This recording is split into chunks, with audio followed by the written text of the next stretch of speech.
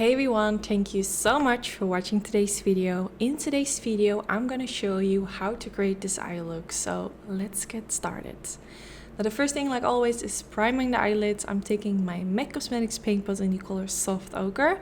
Applying this all over the eyelid. This will remove the redness, and you can use any primer that you personally like. I have been using this primer for years and years and I absolutely love it, but of course, use whatever works for you. Then I used a little bit of this white eyeshadow underneath the highest point of my eyebrow. This is optional, but I do personally like a matte shadow underneath the brow.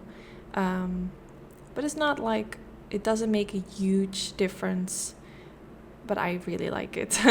So then I used my brow gel. I always do this after I used eyeshadow underneath the brow, because when I do this after applying the brow gel and then the powder will stick into my brow hair. So I do it the other way around. Then I used a little bit more, which is kind of ruining the whole point of what I was just telling you guys, that the powder will get into my brow hairs, but I just felt like I needed a little bit more, so I was really careful. Then I will be playing with this palette from Natasha, Denona. I will put the name of the palette in the description bar in case you're curious which one this is. It's one of the newest palettes she recently launched. It's really beautiful. So I'm going to start blending this color all the way in my crease, and I'm just going from the inner corner to the outer corner and making circular motions. I'm also going to make it like a little bit like a round shape around the outer portion of the eyelid.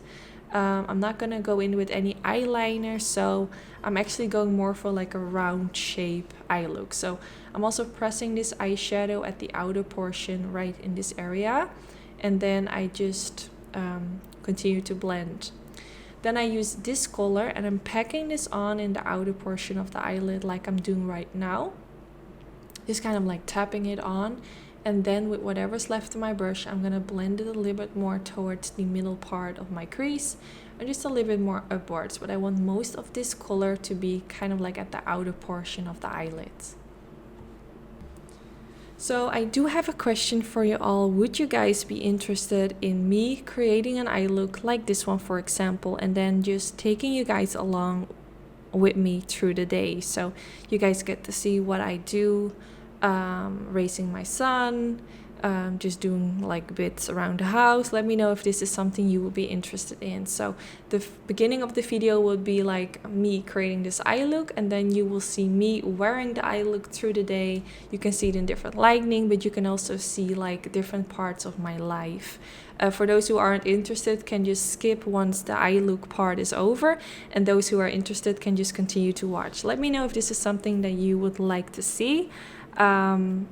So I can start with it like next week if you guys are interested. So I also used this eyeshadow color at the beginning part of the eyelid, and then I blended more of that in the crease area. I quickly changed my mind on the direction that I wanted to go for with this eye look. I felt like it looked a little bit too much like a look I've recently done, so I decided to make it a little bit more darker.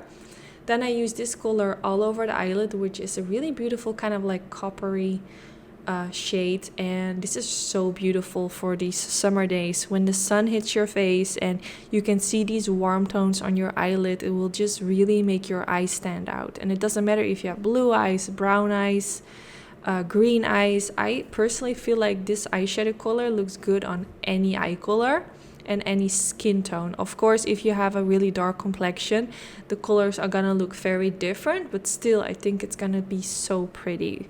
Let me know if you use colors like this. I know it can be actually quite, I don't know, intimidating for some people. Some people sometimes comment that it makes them look sick.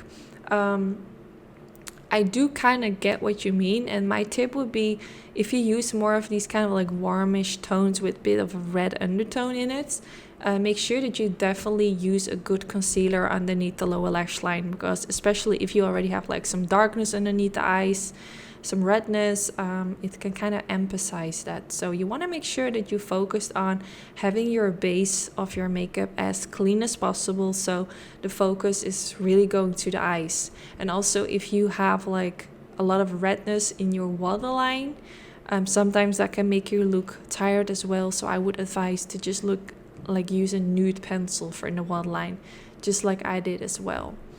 So then I used a lash curler, and then I realized I haven't used pencil yet. I used a little bit of black pencil to at the upper lashes, so it makes my lashes at the upper part look a little bit darker. And then I used the nude pencil for in the lower lash line, and that's what I was just talking about.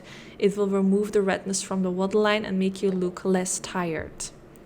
So then I went in with this what am I saying, mascara, and this one is from e.l.f. Cosmetics. I believe it's called the Lash and Roll Mascara, one of my current favorites, and it's drugstore and it's super inexpensive. And this one, it works really well for my lashes. So yeah, I'm not gonna apply any fake lashes today, keeping it a little bit more on the neutral, easy side, so you guys can easily recreate this look without having to use lashes.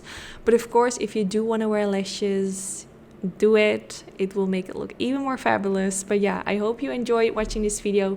Let me know about the content ID, if that video ID is something you would like to see. And yeah, I just hope you enjoyed, and hopefully I'll see you in the next one. Bye bye.